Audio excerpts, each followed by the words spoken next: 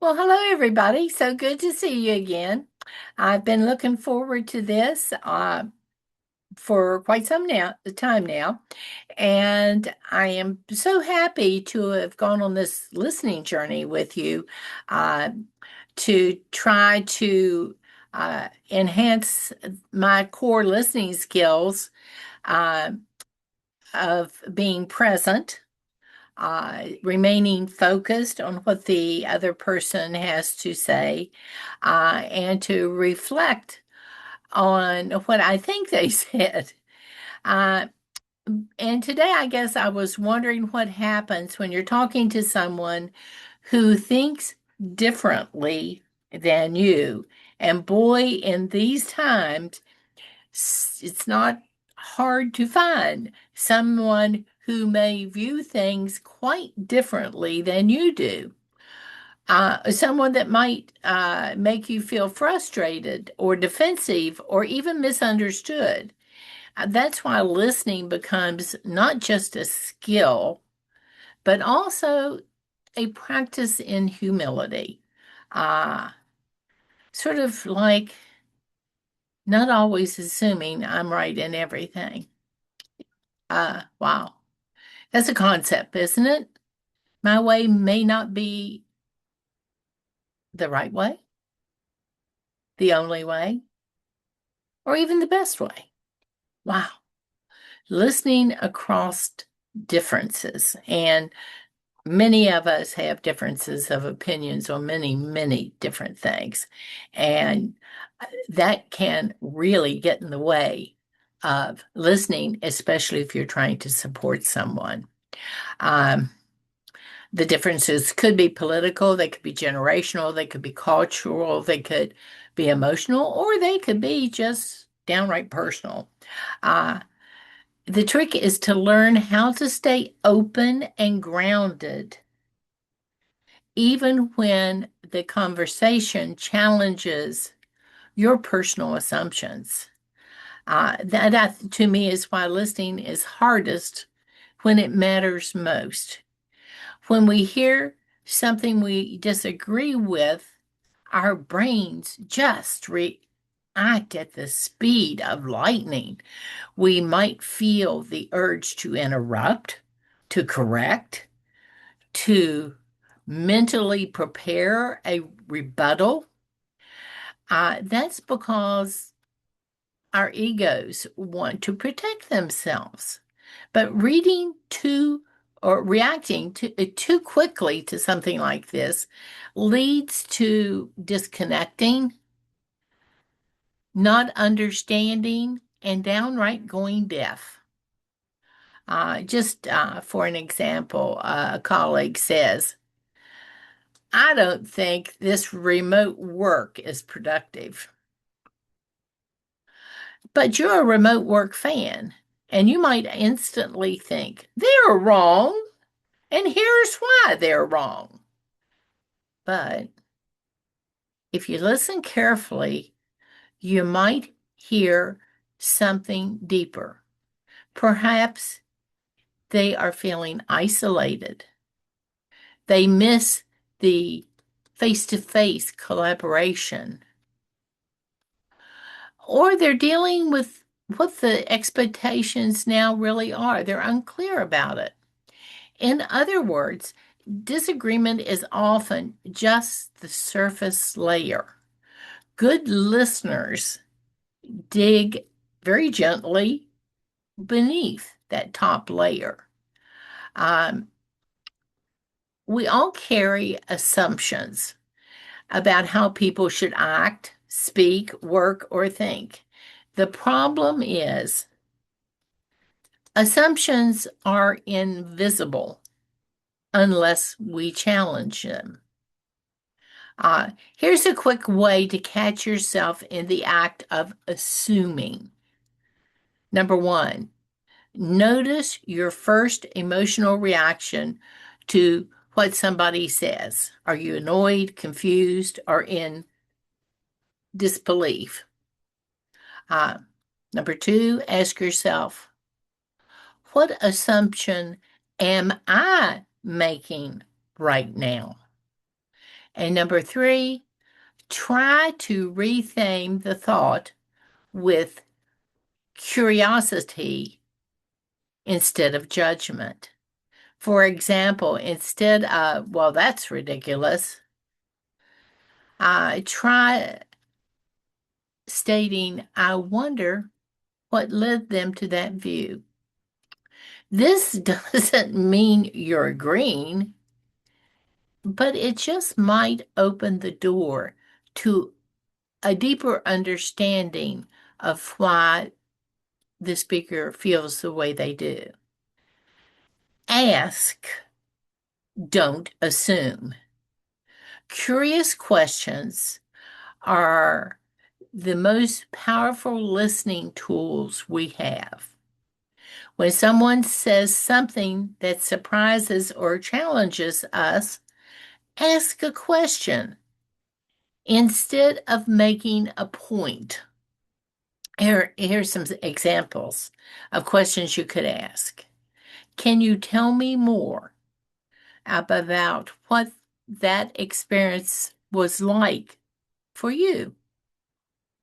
Or you could say, what made you come to that conclusion? Or even, how has that shaped how you see things now? When asked with genuine interest, not sarcasm or skepticism, these questions invite people to feel heard. And when people feel heard, they're more likely to listen in return. You don't want the person you're trying to help to turn you off. Uh, that's not going to accomplish anything. So it's important that we learn to regulate ourselves in emotionally charged moments. Listening across differences isn't just about the other person. It's also about managing your own internal reactions. If your heart is racing, your face is getting flushed, or you feel shut down, that's your nervous system telling you you're outside your comfort zone in this particular area. Uh, there are several techniques that we can employ to sort of bring ourselves back to the moment. Uh, a few self-regulation techniques like breathing in slowly through your nose and exhaling through your mouth. Isn't it amazing? The act of keeping ourselves alive by simply breathing has so much to do with the rest of our life. Uh, Maybe if you keep on living, you'll keep on giving. Uh, Pause before you respond. Count to three, count to 10 if you need to before you respond. Mentally repeat to yourself some type of calming phrase, something like, stay open, stay curious, don't close your mind down now. It's not a steel trap. These tiny moments of regulation can allow us to stay connected, even when the conversation feels difficult. I mean, there have been times I know that you have had the feeling this person is so off base, I think they're playing another sport. Uh, but you don't say that because that would absolutely shut down all conversation. But we can be di diametrically opposed in some instances with some people that we are trying to support in other ways. So it's really important that we take time to gather our thoughts and not react, but respond. Listening doesn't mean losing my voice. I think a common fear is that by listening, we are sort of passively agreeing or giving up on our own perspective. But respectful listening and strong boundaries really can coexist. In fact, when you take the time to fully hear someone, you gain credibility with them. You show maturity, and often your point of view will land much more effectively because the other person feels less threatened. One simple way to balance listening and expressing yourself is to use the phrase yes and, because you are acknowledging their point of view and then you are opening up the door to insert a different point of view. Or you could try it like, I can see where you're coming from, but I've had a different experience. Or even, that's an interesting perspective. I'm coming at it from another angle, though, and here's why. This helps you stay in a conversation, not in a debate. Uh, Imagine a neighbor says, people these days are just too sensitive. You feel irritated, but if instead of jumping in, you pause and you ask, what kind of situations are you thinking about? They explain a recent conflict they may have encountered with someone who took offense maybe at a joke they made. Uh, but you keep the dialogue open. You don't confront like they're suddenly the enemy. Uh, Hopefully, we can understand this listening across differences in a more open context, where we can acknowledge that their perspective, the way they explain it, makes more sense, and that we can see why they may have been thinking the way they did. Again, no value judgment placed on who might be right, who might be wrong, but just listening to find out where the differences are and what the common ground might be. Uh, if somebody says some type of off-color joke that you take offense at, uh, and you explore it a little bit more, maybe you still don't like the joke, but you can see why they may have found it funny, uh, and it might have landed differently with you in a different setting. You don't fake agreement, you make space to see the full picture of their position. Uh, I think I'm going to sort of look at a recent disagreement I had with one of my cousins today, in this context of listening across differences. And just ask myself those general feelings, and maybe you'll find somebody that you want to think about as you go through this. What assumptions, when I was talking with him, did I bring into the conversation on my own? How might I have responded differently if I had actually been more curious than wanting to tell him how wrong he was for thinking what he thought?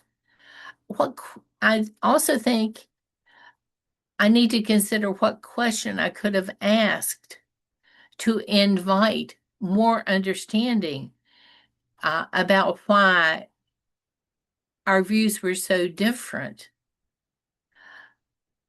Yeah, I think that's something really worthwhile to consider. Listening across differences happens, uh, uh, unfortunately, not often enough. People tend to slam the doors down, and once you slam down the door and drown out the sound, conversation cannot continue to move forward, and growth and understanding is virtually impossible when both parties uh, quit listening.